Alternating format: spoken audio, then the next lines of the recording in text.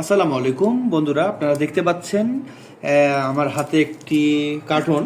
আসলে Aqua Bangla YouTube চ্যানেলের মাধ্যমে আমাদের এই যে একজন কুমিল্লা থেকে একজন প্রবাসী ভাই ওনার বাসার একটি পানির স্যাম্পল পাঠিয়েছে কুরিয়ারে। তো আমরা আনবক্সিং করব। কুরিয়ারে সাধারণত পানির বোতল বুকিং নেয় না। তো আমরা বলেছিলাম যে বাংলাদেশের পানির গুণগত মান যাচাই করে বিভিন্ন অঞ্চলের আমরা কার জন্য কোন ধরনের সলিউশন প্রয়োজন সেটা সাজেস্ট করে থাকি।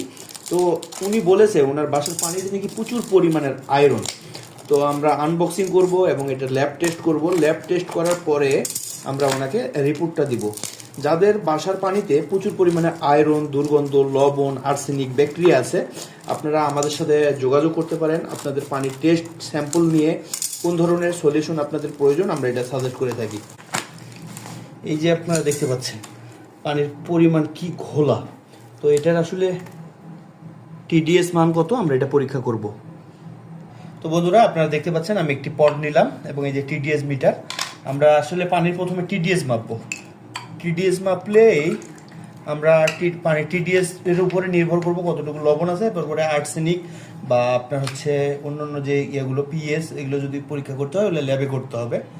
তো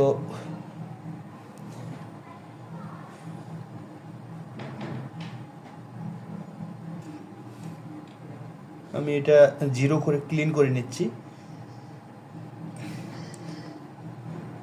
এবার দিব।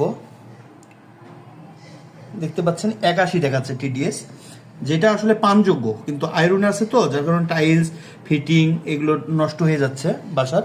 এটা লবণ নাই, পানিতে হার্ডনেসও খুব একটা বেশি হবে না, তবে আয়রন শুধু আছে। তো আমরা এটা আয়রন টেস্ট করার জন্য এটা আমাদের ল্যাবে নিতে হবে। তো আপনাদের বাসাতে যদি এই ধরনের পানির সমস্যা থাকে আমরা এটা ল্যাব টেস্ট করে আপনাদেরকে রিপোর্ট দিব।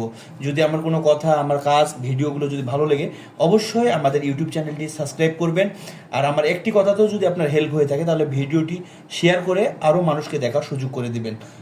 সবাই ভালো থাকবেন, সুস্থ থাকবেন, আমাদের একুয়া বাংলা ইউটিউব চ্যানেলের সঙ্গে থাকবেন, তাহলে নিত্য নতুন ওয়াটার সংক্রান্ত ইনফরমেশনমূলক ভিডিও পেয়ে যাবেন।